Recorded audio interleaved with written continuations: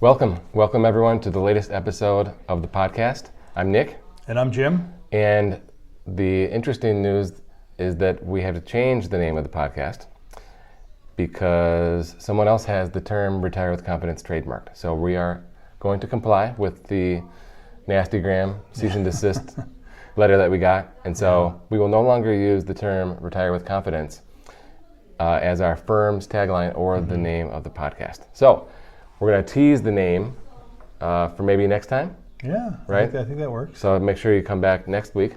And after a long summer, right, we are committed to getting back on track weekly. Yeah, right? Sounds good. We're going to trust the plan is what we're going to do, right? We put together the plan, we got to follow it. We do. Got to trust it. Plus the people, they love seeing us pop in their inbox every week. I mean, our audience is craving this content. They are.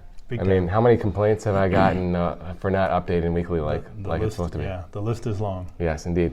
So I want to start with a couple fun things over the summer.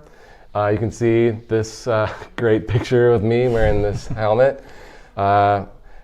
So we recently moved to Plymouth, as many of you may know, and my house is 1 mile away from work, right? So guess what I get to do? Ride the scooter to work. Today is the first day. And let's take a look at this helmet, okay? You didn't get the full. Liking that. You got like the eagle with the stars and stripes. Yeah. Isn't that cool? Absolutely.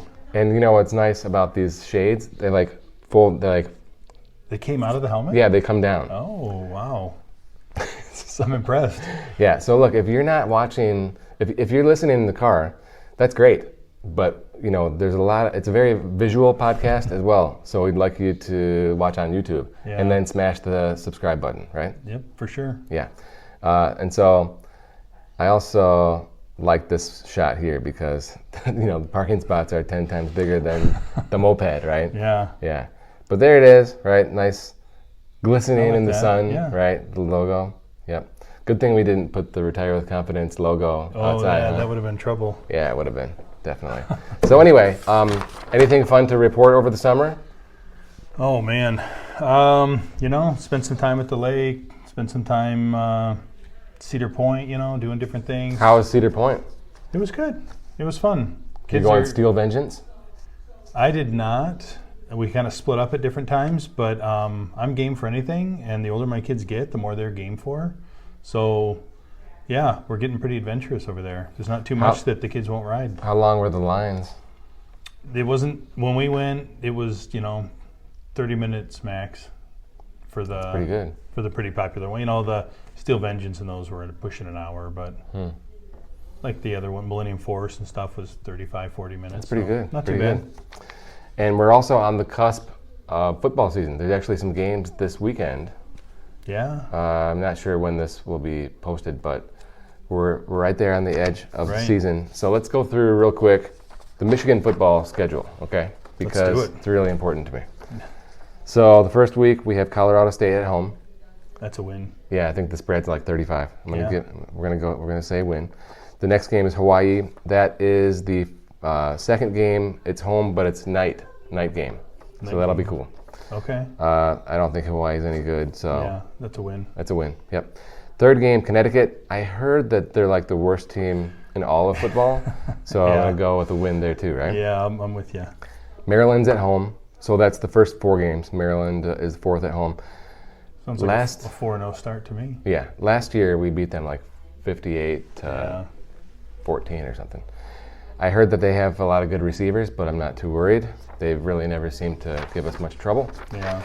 And then we go on the road to Iowa. So is that a night game? It says TBA. So it's a whole different game at night than it is during the day. It's a trap at night. Yeah, it is. Even though we like smoked them in the Big Ten game at night, when it's in Iowa City. Something. Yeah. Yeah, at Kinnick. Kinnick is tough. We should go to that game. That would be cool. I would love it. Okay, and then so I'm gonna say win. Okay, but if it's at night, I get really worried. Okay. You won't say it as confidently. Right, but I think we have a better team.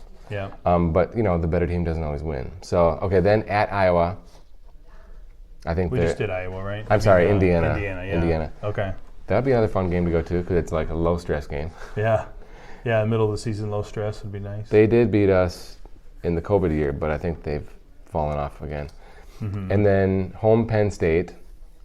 That's the maze out game. All right, so Penn State's usually home, so that should help. Yeah, at home we've been crushing them at home, and then on the road we won last year, tight game. Yeah, but then we've been crushed on the road as well. Right. Same thing. If it's a night game, I'm really worried. Okay, but last year was a noon game. So. Yeah, and then. So I'm going to say we're going to win Penn State because it's at home, okay? Yeah, I'm going to get on there. And then Michigan State. Always tough, but I don't see it happening again. I think we can take them. I mean, I definitely think we can take them. I can't believe we lost the last 2 years in a row. I Two in a row. Just law of averages alone means we should get them right. We were winning by 14 points late in the third quarter. That was very painful. And we lost by like 3, I think. Yeah. And they took away a touchdown. Because Yeah. remember, there was a strip sack. Oh, Aiden yeah. Hutchinson fell on the ball in the end zone. Yeah. They reviewed it and said it was an incomplete pass, which is incredible. There was a couple bad calls in that game, wasn't there? That That's being the one of I them. remember. Yeah. Then we got at Rutgers. I'm going to give us a dub for that. And then home Nebraska. They haven't proven that they're back yet. They had a lot of hype in the last year, but They lost all these so many games close last year's. games. Yeah, they Yeah. lost all these games by like crazy stuff. Yeah. And I rewatched that game the other night. And we started out like 14-0 or something. Yeah. And then they came back, took the lead late. Right. And then we had that fumble recovery and then salted it away. But we nearly lost that game. It's probably, but it shouldn't be as easy as it would appear, right? Based on record, they're a better team than the record played out. But it's at home as well. Okay, so I'm going to give us a dub for that. Then we have home Illinois. They don't scare me at all, right? No. And then the game at Ohio State. And I was at the last game. We beat Ohio State in Columbus. Oh, so you're going again? I would never go back. You're the good luck charm. I would never go back. Yeah. It's hostile. dangerous. It's like not safe. Hostile environment, huh? I can handle myself, but it's not safe. All right. Yeah. My car was gone. I'll just leave it at that. Okay, gone. Oh dear. Yeah. So look, I think we're gonna go undefeated. Call me a slappy, but I'm on board. I don't see why not. Let's run the table. Let's do it. And then we'll play like Nebraska, Wisconsin, Iowa, one of those guys in the championship game. That's funny. So it's interesting because Iowa or Nebraska we would have already played. So Yeah. maybe Wisconsin. Maybe Wisconsin. Yep. Yeah. Okay. So the real topic today, after like 10 minutes of other stuff, is a personal finance columnist, Medora Lee, published in the USA Today, and it's on different financial websites as well. It was today, right? I think it was. Yeah. She's saying, what should you do? Talk to a financial advisor or a wealth manager. So what does that even mean? That's the reason I clicked the article because I thought, wow, what is the difference? How do they view a financial advisor different from a wealth manager? Because I feel like in our industry these terms get utilized apparently incorrectly all the time. Well, I don't know if it's incorrect. I don't know if this is like a definition that she's proclaiming or if it's just her opinion, right? Yeah. So a couple things that she says. Took some notes here. First of all, I would bet like my IRA that she doesn't have an advisor. Okay? Yeah. All right, I'm just going to throw that out there. You better be careful. If this goes viral and it comes back to her. It's pure speculation. No offense either way. But I mean, it would just be like so natural that someone who doesn't have experience working with people in this area are writing about it. Yeah, for sure. Yeah. It's probably the way it goes. Yeah.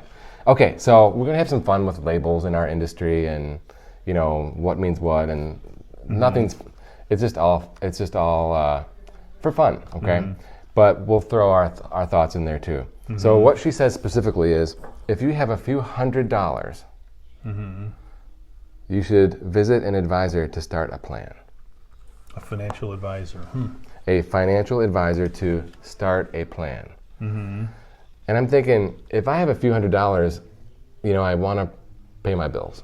right? I want to make sure that's done. But if I have a few $100s to invest, I probably want to set up like a Roth IRA or something, right? Yeah. And you don't really need an advisor to put a few hundred. And let me just say, we're in business, okay? Right? Right. If you come to me and you want to put a few $100s in a Roth IRA, let's just say $500, right? We will charge you 1%, which is $5 per year. Do you think that that's a good business decision for us? So how many of these advisors are going to talk to this guy? It just, and build a plan, right? It's not really the way it works, right? So most commonly, someone like this would go to Ameritrade.com or Fidelity.com and some sort of self-service. Buy an index fund or something. Yeah. So I just find it peculiar that this is the lead of the article, right? So it made me laugh. And then she says, but if you have several 100,000, you may need more, okay? And so you may need individual investment management and advice, which would qualify you for a wealth manager. That statement makes sense, right? Yeah. But also, a financial advisor would be helping in that circumstance too. So like, that's where the lines start to get blurry, right? Where does the line get crossed? Right? Yeah. Okay. So a wealth manager, according to the article, keeps an eye on your financial roadmap. To me, that's like updating the financial plan every time we talk. Right. Right. And so that makes sense. Talking about advanced tax management. Yeah. I love tax management. Okay. And I think that advisors should do it. Talking about advanced compensation plans. Yeah. Stock options. Stock options. Stuff like that. Charitable strategy. We just did an episode on that. Yeah. Last time right? with JJ. Yeah. And legal considerations. Yeah, all these things, but no mention of like cash flow or insurance. And presumably she meant retirement planning because that was part of the financial advisor, but presumably that would be inclusive of the wealth manager as well. The wealth manager would do that. So these are the big areas that a CFP covers, right? Yeah. So, tax, legal, cash flow, insurance, investing, tax. Did I say that? So I get that. But here's the thing: 99% of financial advisors, wealth managers, whatever, if you call them up and say, "Can you help me with my taxes?"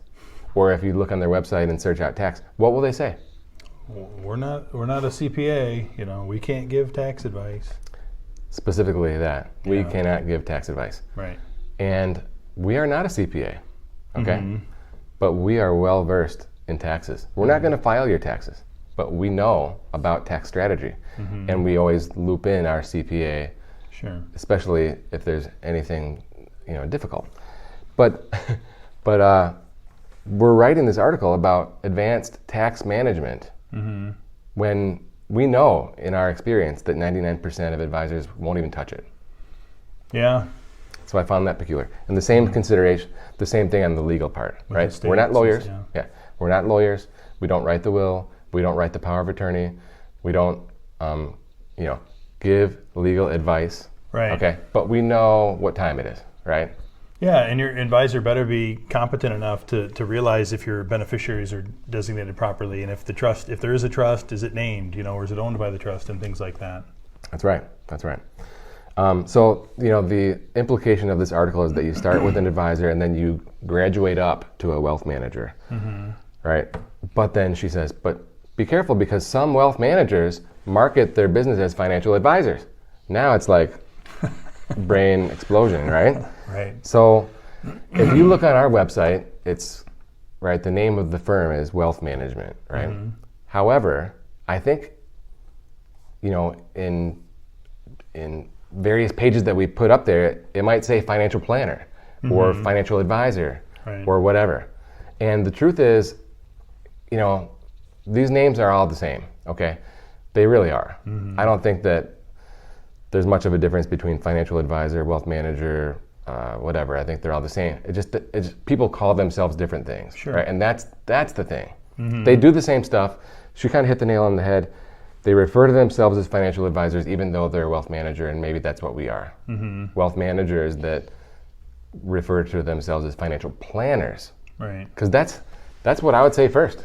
Yeah. Financial planner. That's how when people ask, what do you do? Financial planner would be my go-to. But remember we talked at one point about some marketing stuff, and financial advisor was one of the more Googled terms than even financial planner. Yeah, I think that's the case in terms of the consumer's mind and what they're instinctively thinking about in terms of the word financial advisor. But I think the consumer, and this is kind of like what this article is written to, is like helping people know who does what. But I think the consumer or the retail client assumes that financial advisor does it all. Mm-hmm. And she's saying, well, not so fast. Mm-hmm. Financial advisor is for the guy with $300. Right. They make reference to don't hire someone that's just licensed. Mm-hmm. Hire someone that has certifications. Okay. That's actually, I think, is pretty important. Yes. Because, you could be life insurance licensed and sell people investment products, right? You can sell them in annuities that looks like investments, and that's, I don't know. I guess we could go back and forth on if they have the qualifications to put together a financial plan based on that. Yep, I agree with that completely. So we like to focus on the CFP. Jim's a CFP. I'm a CFP. Preston passed the test, and he will be officially a CFP when the time. Experience. Yeah, he's got to get the experience factor, which will be next year. So you want to work with a CFP, not just someone that has like a Series 7. The Series 7 is required to be licensed to make commissions and stuff and place trades, but you want to have more besides that. What else? Oh, fees. So they talk about fee transparency and what is the advisor or a wealth manager incentive. What are the incentives? So that's always really smart, right, to understand that. And when we talk with new people, we talk at length about our business model and why we think it's the best. We believe that having a percentage flat advisory fee with a discretionary model, following the fiduciary standard, with financial planning, all included in that percentage. Yeah. I think that's no upfront, no commissions, no transaction charges, no penalty if you want to leave. Yeah. Right? We spend a lot of time talking about all that stuff. Yeah, it's important, but it's clear, it's understandable, it's not convoluted with all these other things that you're mentioning. That's right. So financial advisor, financial planner, wealth manager, I don't know. It's CFP. I mean, people say, in an elevator, what do you do? I'm like, well, I do financial planning. Mm-hmm. It's an interesting. It caught our attention because of the title of the article. But I think the takeaway is, do you know what your advisor's doing? Do you know what they're capable of doing? Do they have the qualifications and everything? But are they going to give you legal and tax advice or point you in the right direction on those things? Or are they just there to sell you something? Couldn't have said it better myself. So in closing, if you see me riding up and down Ann Arbor Road or like through the village of Plymouth on the moped with the Eagle helmet, you can honk the horn, wave, and tell your friends, hey, that's my advisor, that's my planner, that's my wealth manager on the Honda. Your wealth manager. Yep, you got to say it properly. Yeah, right. Okay, guys, thanks for tuning in, and don't forget to subscribe so you don't miss any of these weekly videos. Thanks again.